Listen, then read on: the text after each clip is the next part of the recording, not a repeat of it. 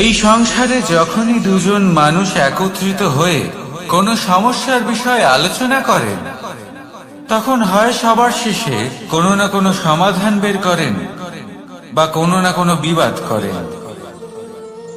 এই বিবাদ হলো মনুষ্য জীবনের সব থেকে বড় ঝামেলা, সব থেকে বড় সমস্যা। ভেবে দেখুন, এই বিবাদ কেন হয়? তখনই হয় যখন বার্তালাপ ঠিকমতো হয় না। আর বার্তালাপ ঠিকমতো কেন হয় না? কারণ বেশিরভাগ সময় মানুষ একটাই ভুল করে বসে। সামনের মানুষের কথা শোনেন, কিন্তু তার উত্তর দেবার জন্য, তার কথার মর্ম বোঝার জন্য নয়। কিন্তু যেদিন থেকে, যে মুহূর্ত থেকে আপনি এটা শিখতে শুরু করে দেবেন যে আমি অপরের কথা শুনব, কিন্তু সেটা বোঝার জন্য, তাকে উল্টে জবাব দেবার জন্য নয়, সেদিন থেকেই বিবাদের সমাপ্তি ঘটবে আর বার্তালাপ স্পষ্ট হয়ে যাবে। দেখুন, হয় সামনের মানুষের কথা বুঝতে শিখুন, বা নিজের বক্তব্য ভালোভাবে সামনের মানুষটাকে বুঝিয়ে বলুন। বার্তালাপ নাকি বিবাদ, আপনি কোনটা চান? সিদ্ধান্ত আপনার। আসুন আর আমার সাথে ভালোবেসে বলুন, রাধা রাধা। মানুষের জীবনে সবসময় কিছু না কিছু ঘটে চলেছে। কখনো ভালো কিছু ঘটে, আবার কখনো দুর্ঘটনা ঘটে। এবার যখনই কোনো দুর্ঘটনা ঘটে, মানুষ ঈশ্বরের কাছে প্রার্থনা করে যে হে ঈশ্বর, আমাকে রক্ষা করুন, এই বিপদ থেকে আমাকে উদ্ধার করুন।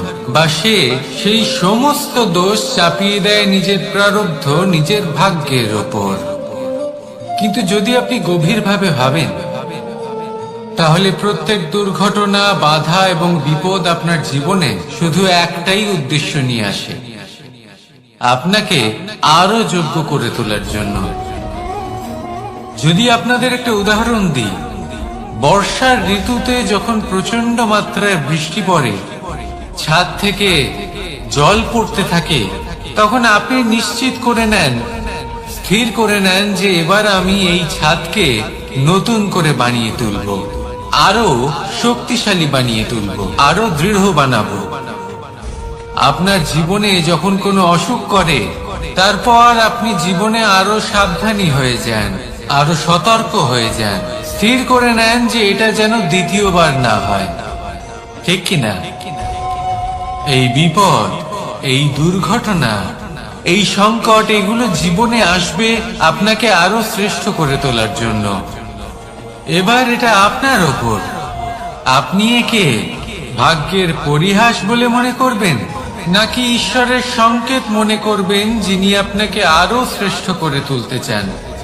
সিদ্ধান্ত আপনারই। আসুন আর আমার সাথে ভালোবেসে বলুন, রাধা রাধা। এই হলো এক আম গাছ,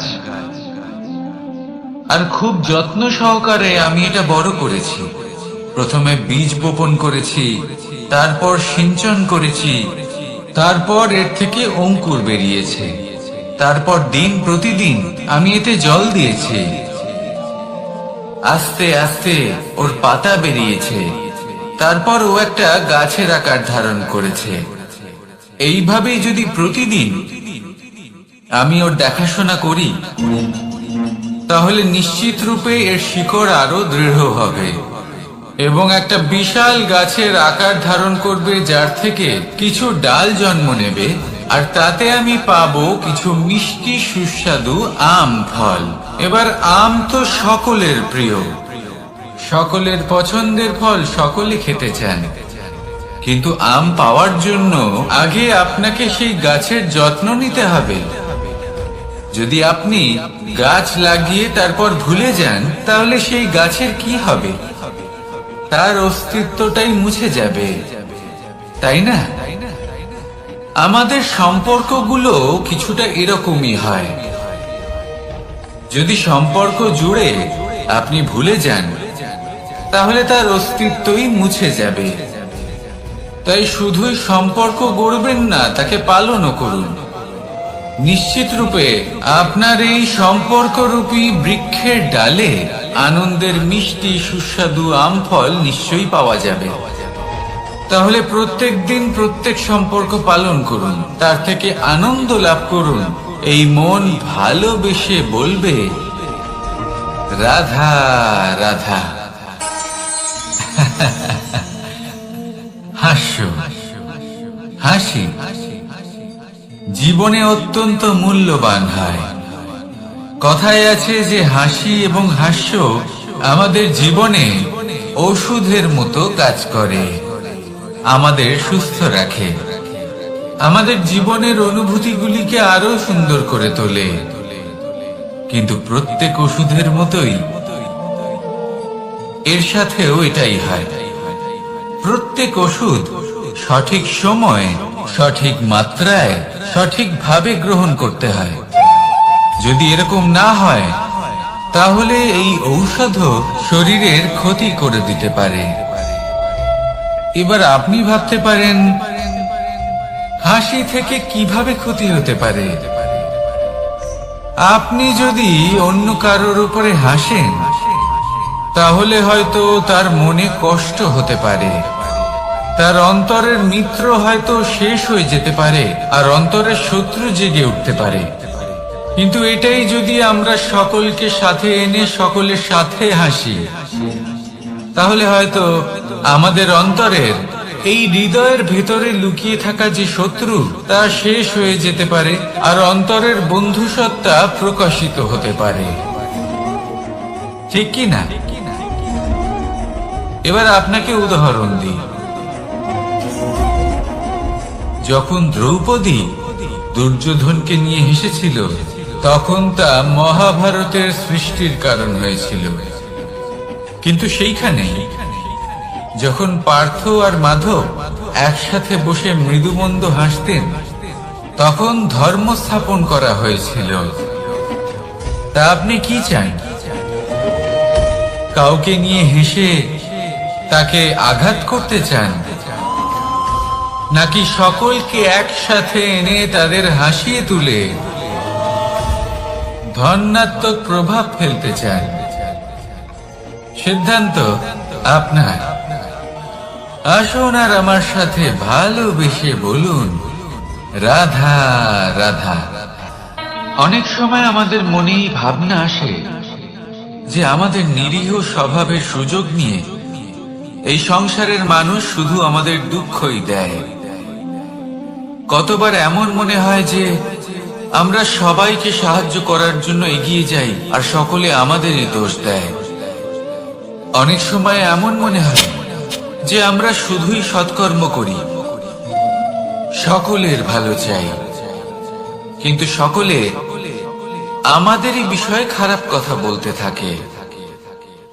দুঃখ হয়, কিন্তু আমাদের এটা ভেবে দেখা উচিত যে মানুষ আম গাছের গায়ে পাথর ছোড়ে, শাল গাছের গায়ে পাথর কেন ছোড়ে না? কারণ এই আম গাছে পাওয়া যায় মিষ্টি এবং সুস্বাদু ফল। অন্যদিকে শাল গাছ থেকে আমরা কি পাই? শুধুই কাঠ। তাই যদি আপনাকে কেউ কথা শোনায়, আপনাকে কোনো কিছুতে বাধ্য করার চেষ্টা করে, আপনার বিষয়ে অনুচিত কথা বলে, তাহলে নিশ্চয়ই আপনার মধ্যে এমন বিশেষ কিছু আছে যা তাদের মধ্যে নেই।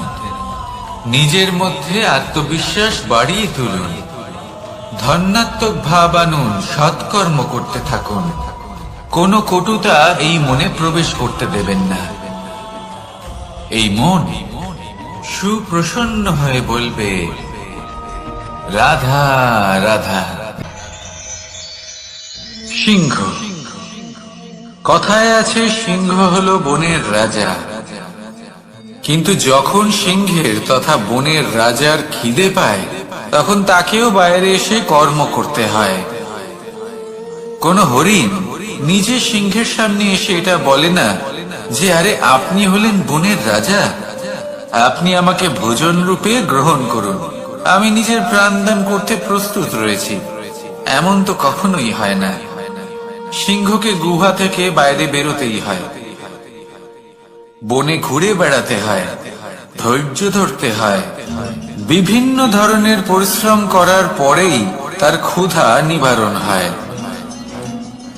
হরিণ নিজে থেকে তার কাছে চলে আসে না। সেইভাবেই জীবনে কি সাফল্য আমাদের কাছে নিজে থেকে হেঁটে আসে? কখনোই আসে না। ততক্ষণ আসে না যতক্ষণ না আমরা পরিশ্রমের পথে চলা শুরু করছি। পরিশ্রম করতে থাকুন, এই পরিশ্রমের পথে অগ্রসর হতে থাকুন। যতক্ষণ আপনি পরিশ্রমের পথ ধরে এগোতে থাকবেন, সাফল্য আপনার কাছে আপনা আপনি চলে আসবে। তাহলে জীবনে নিরন্তর প্রয়াস করুন, পরিশ্রম করতে থাকুন, সাফল্য লাভ করুন, আর আমার সাথে ভালোবেসে বলুন, রাধা রাধা। জীবনে ক্ষমা চাওয়া তাও কিছুটা সহজ, ক্ষমা করতে পারা অত্যন্ত কঠিন। ক্ষমা দুই অক্ষরের এই শব্দ হতে পারে, কিন্তু অত্যন্ত বড় এই শব্দ, অত্যন্ত গুরুত্বপূর্ণ এই শব্দ। কখনো কখনো অন্য কাউকে ক্ষমা করে দেওয়া তাও কিছুটা সহজ কাজ, কিন্তু নিজেকে ক্ষমা করতে পারা অত্যন্ত কঠিন হয়ে দাঁড়ায়। অতীতে যদি আমাদের এমন কোনো ভুল হয় যে কারণে আমরা নিজেকে ক্ষমা করতে পারি না, অনেক সময় এমন কিছু ভুল করে বসি যে বিষয় শুধু আমরাই জানি, কিন্তু আমরা নিজেকে ক্ষমাই করতে পারি না, আর আমাদের বিকাশ সেখানে স্তব্ধ হয়ে যায়। কারণ যদি আপনি ক্ষমা করতে না শেখেন, নিজেকে ক্ষমা যদি না করতে পারেন, তাহলে তা আপনার জীবনের সব থেকে বড় বাধা হয়ে দাঁড়াবে। সেই জন্য জীবনে অবশ্যই শিখুন যে কিভাবে নিজেকে ক্ষমা করতে হয়, আর শিখুন যে আগের করা ভুল আবার কি করে না করা যেতে পারে। এই মন হালকা হবে আর প্রসন্ন হয়ে বলবে, রাধা রাধা। আপনি কখনো কোনো সরোবরের দিকে তাকান যার জল হলো শান্ত, স্থির।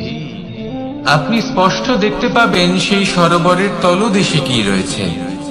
তাতে সাঁতরে বেড়াচ্ছে সুন্দর মাছ, চকচকে কিছু পাথর, স্বর্ণরূপী বালি, সবই আপনি দেখতে পাবেন। কিন্তু যখনই আপনি একটা ছোট্ট পাথর তুলে সেই জলে ছুঁড়ে ফেলবেন, তখন সেই জল বিচলিত হবে, আর সেই স্পষ্টতা ন্যূনতম হয়ে যাবে। তারপর কিছুই স্পষ্টভাবে দেখা যাবে না। এই ঘটনা মানুষের সাথেও ঘটে। মানুষ যদি বিচলিত হয়ে পড়ে, তখন সে বুঝতে পারে না যে বর্তমানে কি হয়ে চলেছে আর ভবিষ্যতে কি করা উচিত। কিন্তু সেই মানুষ যদি শান্ত থাকেন, স্থির থাকেন, ধন্যাত্মক থাকেন, তাহলে নিশ্চিত রূপেই বুঝতে পারবেন যে বর্তমানে কি করতে হবে আর ভবিষ্যতে কি করতে হবে। তাই নিজের মধ্যে সেই স্থিরতা আনুন, সেই ধৈর্য ধরুন, নিজেকে শান্ত রাখুন, আর সবার মধ্যে ভালোবাসা ছড়িয়ে দিন। এই মন প্রসন্ন হয়ে বলবে, রাধা রাধা। সম্পর্ক এ হলো এক বন্ধন যা আমাদের এক সূত্রে বেঁধে রাখে। কিন্তু এমন কিছু ব্যক্তি থাকেন যারা এই সম্পর্কের বিষয়ে নিজস্ব একটা ধারণা করে ফেলেন, যে সম্পর্ক এরকম হওয়া উচিত, সম্পর্ক সেরকম হওয়া উচিত। আমি এই সম্পর্কের জন্য কত কিছু করেছি এই ব্যাখ্যা করতে থাকেন, আর তার বদলে অনেক কিছু প্রত্যাশাও করেন। কিন্তু সত্য হলো এটাই যে সব সম্পর্ক একরকমের হয় না, কিন্তু প্রত্যেক সম্পর্কের একটা বিশেষত্ব থাকে। যেমন চোখ আর নাকের এই সম্পর্ককেই দেখুন। চোখের সব থেকে কাছে কে আছে? নাক আছে, কিন্তু এই চোখ দিয়ে এই নাককে আমরা দেখতেই পাই না। তবে কি ধরে নেব এই সম্পর্কের কোনো মূল্য নেই? এমনও নয়।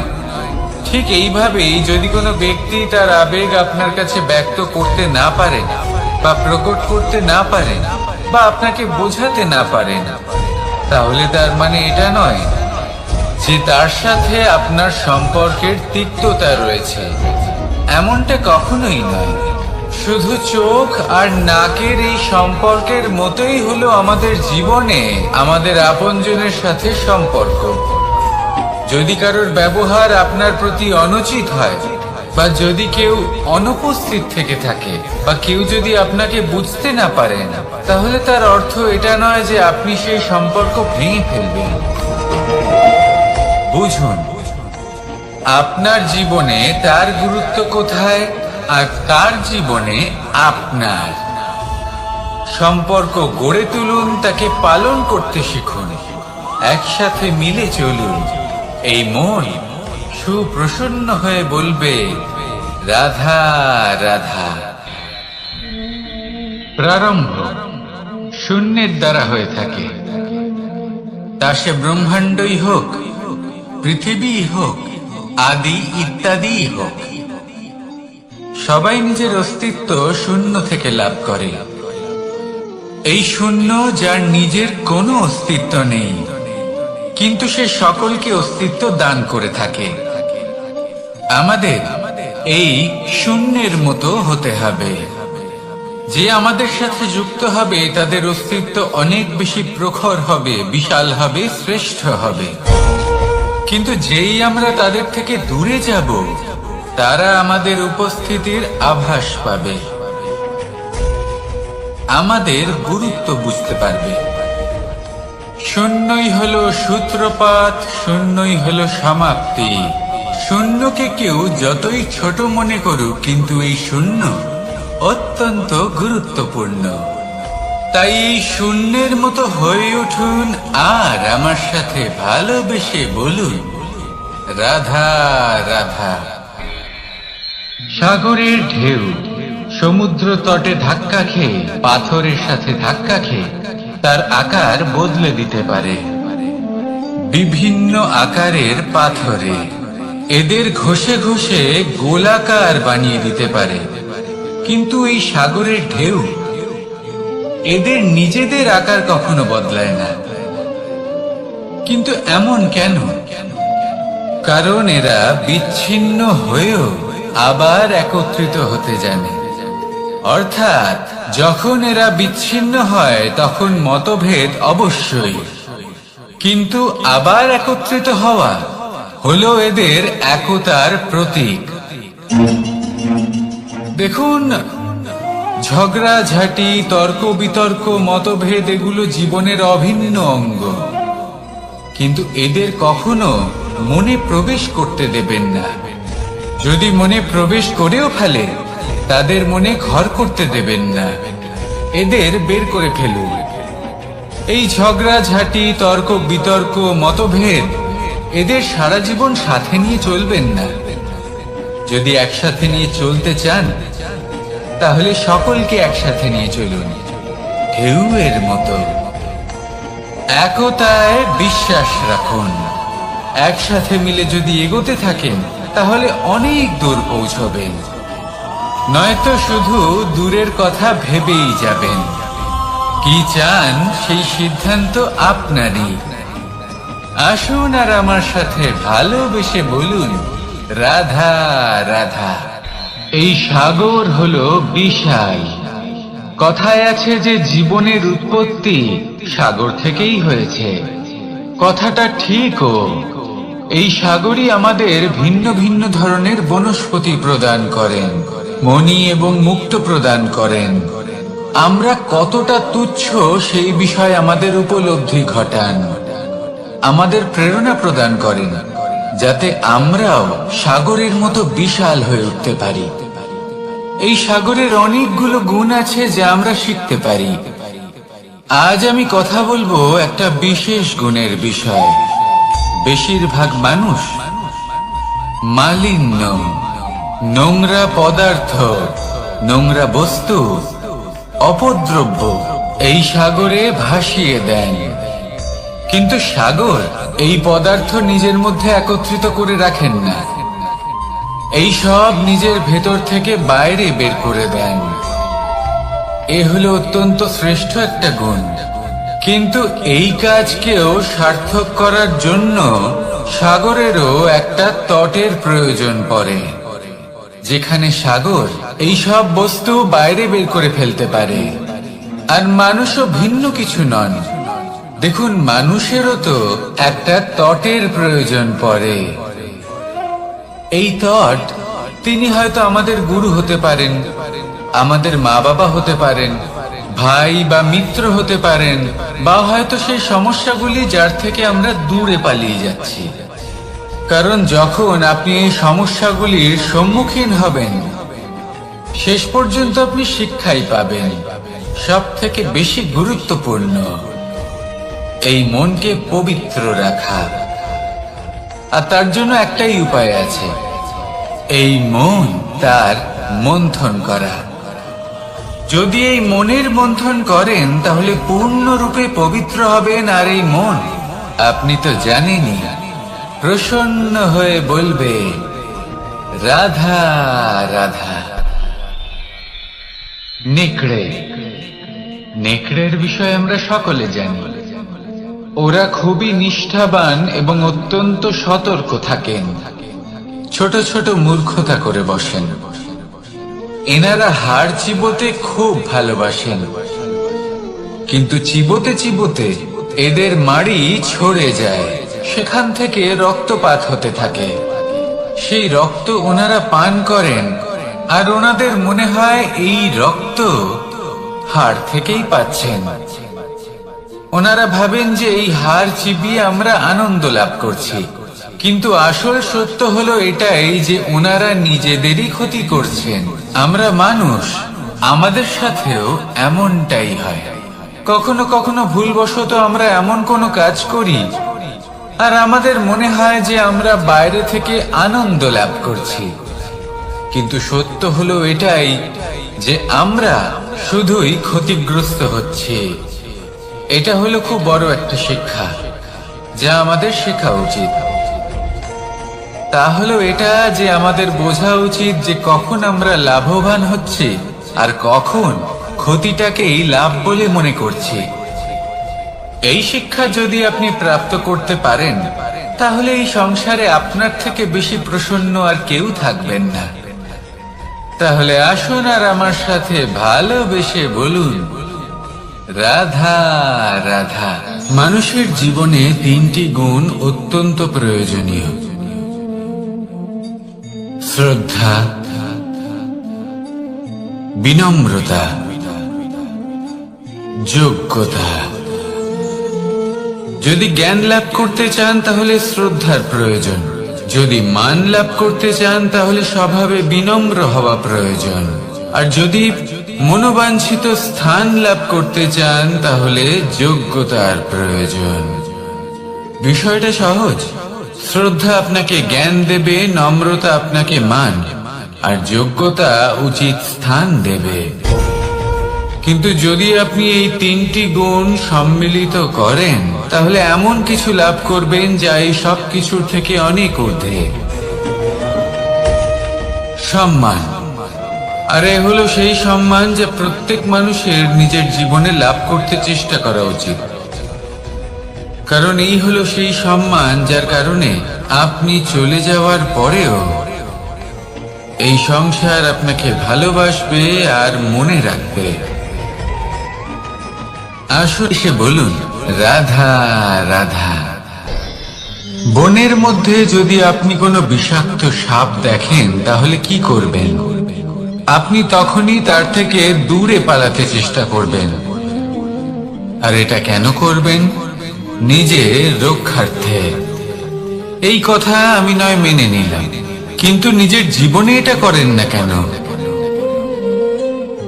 আপনি যেখানেই যান, যে স্থানেই যান না কেন, প্রত্যেক সময় প্রত্যেক মুহূর্তে এমন বিষাক্ত সাপ আপনি অবশ্যই খুঁজে পাবেন।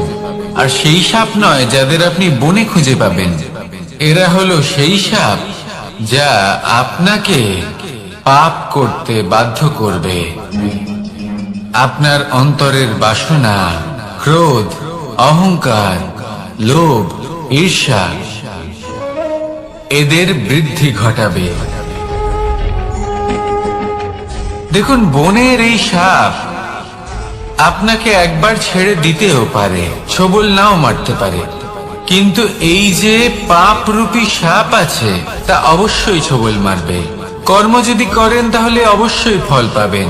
সেই জন্য যখনই কোথাও যাবেন, যদি এমন কাউকে দেখেন, যদি এমন কিছু দেখেন যে আপনাকে পাপ করতে বাধ্য করছে, তাহলে সেই মুহূর্তে সেখান থেকে পালিয়ে যান। যেমন বনের সাপ দেখে আপনি পালাতে থাকেন। সৎকর্মের রক্ষা অত্যন্ত আবশ্যক। আসুন আর আমার সাথে ভালোবেসে বলুন, রাধা রাধা। যদি কোনো সিংহ বানরের মতো গাছে চড়তে চেষ্টা করে তাহলে কি হবে? একটা মাছ যদি মাটিতে হাঁটতে চেষ্টা করে তাহলে কি হবে? তারা বিফলই হবে। কিন্তু এরকম কেন হয়? তার কারণ হলো প্রকৃতির রচনা কিছুটা এরকম। এখানে প্রত্যেকটি ব্যক্তিকে, প্রত্যেকটি প্রাণীকে আলাদা আলাদা গুণের অধিকারী করা হয়েছে এবং সকলকে একটা সীমাও প্রদান করা হয়েছে। এবার এই যে বৃক্ষ, পশু, পাখি, এদের মধ্যে সেই ক্ষমতাই নেই যে এরা নিজেদের যাচাই করতে পারবে, নিজেদের সীমাগুলো বুঝতে পারবে, নিজেদের সদ্গুণগুলো চিনতে পারবে। এরা সেটা করতে পারবে না। কিন্তু মানুষ তো আলাদা। মানুষের কাছে সেই বিশেষ শক্তি আছে যে তারা পূর্ণরূপে নিজেদের যাচাই করতে পারবে, নিজেকে পূর্ণরূপে বুঝতে পারবে, নিজের দোষ, নিজের অপগুণ, নিজের সদ্গুণ, নিজেদের সীমাগুলো তারা বুঝতে পারবে। আর এটা অত্যন্ত গুরুত্বপূর্ণ। কথায় আছে যে যদি সাফল্য লাভ করতে হয় তাহলে নিজেকে যাচাই করে নিতে হবে। তাই নিজেকে যাচাই করুন, নিজের সাথে পরিচিত হয়ে যান এবং জীবনে কর্ম করতে থাকুন। সাফল্যের শিখরে অবশ্যই পৌঁছে যাবেন। আর ওখানে যদি যান তাহলে এই মন প্রসন্ন হয়ে অবশ্যই বলবে, রাধা রাধা। অন্ধকারাচ্ছন্ন রাত্রি যদি এসে থাকে তাহলে আলোকিত প্রকাশ নিয়ে সূর্যও অবশ্যই আসে। রোগ যদি এসে থাকে তাহলে তার ওষুধও অবশ্যই আসে। সমস্যা যদি আসে তাহলে সেই সমস্যার সমাধানও নিজে থেকেই আমাদের কাছে চলেই আসে। এই সংসার, এই জীবনের শুধুমাত্র একটাই নিয়ম আছে, আর তা হলো এটাই, এই সংসার হলো একটা চক্রের মতো। এতে শাশ্বত বলে কিছু নেই, নিত্য বলে কিছু নেই। আর যা কিছুই রয়েছে সব বদলাতে চলেছে। যদি আপনার জীবনে দুঃখ থাকে, সমস্যা থাকে, যদি আপনি বিপদ দ্বারা আচ্ছন্ন, তাহলে মনে রাখবেন সবকিছু বদলে যেতে চলেছে। দুঃখের সময় কাঁদবেন না, মনকে আরো দুঃখী করে তুলবেন না, কারণ এখানে যা কিছুই এসেছে তা যাওয়ার জন্যই এসেছে। তাহলে এত চিন্তা কিসের? আনন্দ সহকারে জীবন যাপন করুন আর আমার সাথে ভালোবেসে বলুন, রাধা রাধা। রাত্রিবেলায় যখন আলোকিত জোনাকিদের দেখেন তখন মন প্রসন্ন হয়ে ওঠে। এদের দেখতে খুবই সুন্দর লাগে। আর এমন ঠিক কেন হয়? প্রথম হলো এটাই যে রাতের বেলায় চতুর্দিক অন্ধকারাচ্ছন্ন থাকে। এমত অবস্থায় যদি আমরা কোথাও একটু প্রকাশ দেখি তাহলে সেটাই আশার কিরণের ন্যায় মনে হয়। সেই প্রকাশই আমাদের মন প্রসন্ন করে তোলে। আর সেই জন্য যে সকল মানুষ রাতের বেলায় কোনো জোনাকি দেখতে পান তারা প্রসন্ন হয়ে যান। এবার কখনো কখনো জীবনে আমাদের মনে হয় যে চতুর্দিকে শুধুমাত্র অন্ধকারই হয়ে আছে, প্রত্যেকেরই তা কখনো মনে হয়। আর তখনই আমাদের নিরাশ হলে চলবে না, আমাদের দুঃখী হলে চলবে না। সেই সময় আমাদের খুঁজতে হবে নিজেদের আশেপাশে, চতুর্দিকে, আর কোথাও না কোথাও আমরা প্রকাশ অবশ্যই দেখতে পাবো। আশার একটা কিরণ অবশ্যই দেখতে পাবো। কেউ এমন একটা কর্ম করেন যেটা দেখে আমরা প্রেরিত হয়ে যাই, আর এমন কোনো কর্ম যদি আপনারা করেন তাহলে সেই কর্ম আপনার মনকে প্রসন্ন ভাব, আনন্দ এবং ভালোবাসা দ্বারা ভরিয়ে তুলবে। আপনার অন্তরের সেই অন্ধকারের অন্ত করবে, দুঃখেরও অন্ত করবে। আর এই মন প্রসন্ন ভাব নিয়ে বলবে, রাধা রাধা। মনুষ্য জীবনের সবথেকে বেশি গুরুত্বপূর্ণ বিষয় হল মনের একাগ্রতা। এই সংসারের যে কটি মহান কার্য সম্পাদন হয়েছে তা হল মনের এই একাগ্রতার একমাত্র ফল।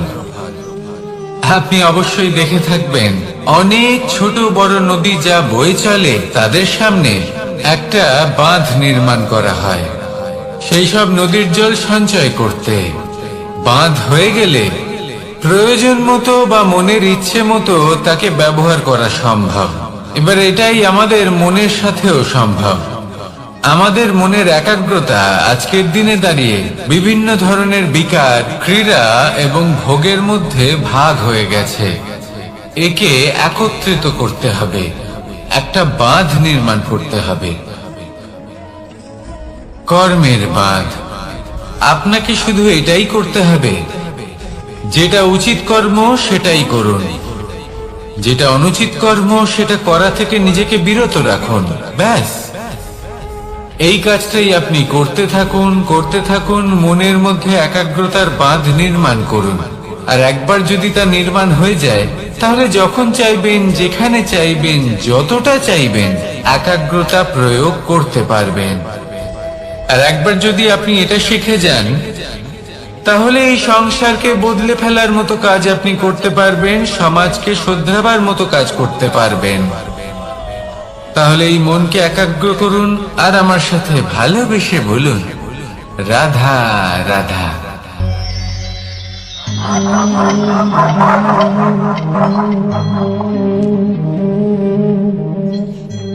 কোন ব্যক্তিকে নিশ্চয়ই দেখেছেন যিনি নিজে কাঠ কাটার এই কাজে নিপুণ এবং অভিজ্ঞ।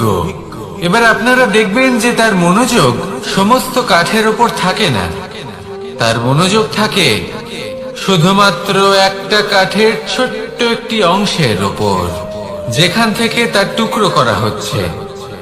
কিন্তু সেটা উনি কেন করেন? যদি এটা উনি না করেন তাহলে সেই কাঠ সঠিক পদ্ধতি এবং তাড়াতাড়ি কাটা যাবে না। জীবনেও তাই হয়ে থাকে। আপনি হয়তো কোনো লক্ষ্য স্থির করেছেন বা পথ নির্বাচন করেছেন বা কাজ স্থির করেছেন যেটা আপনি করেই ছাড়বেন। তাহলে নিজের সম্পূর্ণ মনোযোগ শুধুমাত্র তার উপর কেন্দ্রীভূত করুন। যদি আপনার মন এদিক ওদিক তাকাতে থাকে, অস্থির হয়ে পড়ে, বিচলিত হয়ে পড়ে, যদি তা হয়ে থাকে তাহলে আপনি অবশ্যই অসফল হবেন। তাই কর্মঠ থাকুন, নিরন্তর কর্ম করতে থাকুন এবং পূর্ণ মনোযোগ দিয়ে নিজের কাজ করুন। নিজের পথে অগ্রসর হন বা নিজের লক্ষ্য প্রাপ্ত করতে চেষ্টা করুন। তারপর দেখুন কি হয়, কিভাবে উচিত পথে এবং তীব্র গতিতে আপনার লক্ষ্য আপনার কাছেই পৌঁছে যায়। আর আপনার এই মন প্রসন্ন হয়ে বলে, রাধা রাধা। কখনো কোনো নদীকে দেখেছেন? একই আকার, একই স্থান, শুধু প্রবাহিত হতে থাকে। এর মধ্যে কখনো কোনো অপদ্রব্য ফেলে দেখুন, দেখবেন সেটা বেশিক্ষণ সেখানে থাকে না। সেটা নদীর সাথে বইতে থাকে আর বয়ে যেতে যেতে সাগরে সমাহিত হয়ে যায়, আর শেষ পর্যন্ত সাগর সেটাকে তটে ফেলে দেয়। কিছুটা এমন হওয়া উচিত আমাদের বিচারধারাও। এক স্থানে তা স্থগিত হওয়া উচিত নয়। আজ আমরা দুই ধরনের ব্যক্তির বিষয়ে কথা বলবো। প্রথম জন হলেন যে প্রয়োজনের থেকে অনেক বেশি পরিমাণ ধন উপার্জন করে থাকেন। তার কাছে ততটা ধন থাকে যতটা তার প্রয়োজনও নেই, তারপরেও আরো ধন উপার্জন করতে চেষ্টা করতে থাকেন। সকল সম্ভব চেষ্টা করেন, সকল সম্ভব কর্ম করেন, তা সে উচিত কর্ম হোক বা অনুচিত। তাতে তাদের কিছুই যায় আসে না। তারা শুধুই এই সংসারের সকল সুখ ভোগ করতে চান, সকল স্বাচ্ছন্দ্য লাভ করতে চান। আজীবন তারা প্রচেষ্টাই করতে থাকেন। এবার এই করতে গিয়ে তারা ভারাক্রান্ত হয়ে সমস্যার সম্মুখীন হন। এনাদের সমগ্র জীবন এই চেষ্টাতেই চলে যায়, জীবন যাপন করার বদলে। অন্যদিকে আরেকজন ব্যক্তি, যিনি জানেন তার প্রয়োজন কতটুকু, আর শুধুমাত্র সেই পরিমাণ ধন অর্জন করেন, তার থেকে বেশি একটুও নয়। উনি যদি দুবেলা খেতে পান, মাথা গোজার ঠাঁই পেয়ে যান, সেটাই পর্যাপ্ত। তাতেই তিনি আনন্দে জীবন যাপন করেন, না কোনো বৃথা চিন্তা করেন, না কোনো বৃথা কষ্ট করেন। এবার আমি আপনাদের জিজ্ঞেস করব, এই দুই ব্যক্তির মধ্যে আপনি কোন ব্যক্তি হতে চাইবেন? বেশিরভাগ মানুষ এটাই বলবেন যে আমরা সেই দ্বিতীয় মানুষ হতে চাই যারা সন্তুষ্ট। কিন্তু যদি মন দিয়ে দেখেন, আপনিও সেই কর্মই করছেন যা প্রথম ব্যক্তি করেন। আপনারা সবসময় চেষ্টা করে চলেছেন, এটাও লাভ করতে হবে, ওটাও লাভ করতে হবে, আমার এটারও প্রয়োজন, ওটারও প্রয়োজন। আপনি অনেক কিছু লাভ করেছেন, কিন্তু প্রশ্ন এটাই যে আপনার কি সেই সবকিছুর প্রয়োজন রয়েছে? এর উত্তর আপনার অন্তর মনে রয়েছে। আপনার মন জানে যে আপনার প্রয়োজন কতটুকু। সেখানে গিয়ে দেখুন। সন্তুষ্টি মানুষকে আনন্দ দেয়। মানুষ যতটা সন্তুষ্ট হবে, ততটাই সে আনন্দ লাভ করবে। এবার আপনাকে এই সিদ্ধান্ত নিতে হবে যে আপনি কখন আর কোথায় সন্তুষ্টি লাভ করবেন, কত কিছু লাভ করার পরে সন্তুষ্ট হবেন। এই উত্তর আপনি মন থেকে পাবেন। এই সমাজের চাহিদায় জড়িয়ে নিজেকে বিভ্রান্ত করবেন না। নিজের অন্তরের এই মিথ্যে অহংবোধকে প্রশ্রয় দিতে গিয়ে যদি আপনি এরকম প্রয়াস করতে থাকেন, তাহলে জীবনযাপন কখন করবেন? থেমে যান, শান্ত হয়ে যান, নিজের অন্তর মনে নিমজ্জিত হয়ে দেখুন যে সন্তুষ্টি কোথায়। এই সন্তুষ্টি লাভ করুন। এই মন প্রসন্ন হয়ে বলবে, রাধা রাধা। ক্ষমা একটা অত্যন্ত সুন্দর শব্দ, আমার খুব প্রিয় শব্দ। কিন্তু এই ক্ষমা কখন আর কিভাবে প্রয়োগ করতে হবে সেটা বোঝা প্রয়োজনীয়। এক, যদি আপনি কোনো অন্যায় করেন আর ক্ষমা না চান, ক্ষমা প্রার্থনা না করেন, ক্ষমা চাওয়া থেকে এড়িয়ে যান, তাহলে তাতে আপনারই ক্ষতি হবে। কিভাবে? ক্ষমা না চাইলে মনের মধ্যে অহংকার জাগ্রত হয়, আর অহংকার তো প্রকৃত অর্থে আমাদের ক্ষতিই করে। দুই, কেউ যদি অপরাধ করেন, আপনার থেকে ক্ষমা না চান, তাহলে তাকে ক্ষমা করবেন না। ক্ষমা হলো অত্যন্ত অমূল্য, আর না চাইতেই কাউকে ক্ষমা দান করা এটা উচিত নয়। তিন, যদি কেউ আপনার সাথে অনুচিত কিছু করেন, অপরাধ করেন, আর আপনার থেকে ক্ষমা চান, তাহলে তাকে ক্ষমা করে দিন। তাতে আপনার অন্তরের করুণাবোধ জাগ্রত হবে, প্রেম জাগ্রত হবে, আর তা আপনার জন্য শুভ হবে। চার, যদি আপনি নিজে কোনো অপরাধ করেন, তাহলে অবশ্যই ক্ষমা চাইবেন। তাতে আপনারই লাভ হবে। কিভাবে? সামনের ব্যক্তি আপনাকে ক্ষমা করুক বা না করুক, আপনার অন্তরের অহংকার ক্ষীণ হবে, আর এই মন আরো নির্মল হয়ে উঠবে। এই ক্ষমা অত্যন্ত অমূল্য। ভেবেচিন্তে একে ব্যবহার করুন, আর আমার সাথে ভালোবেসে বলুন,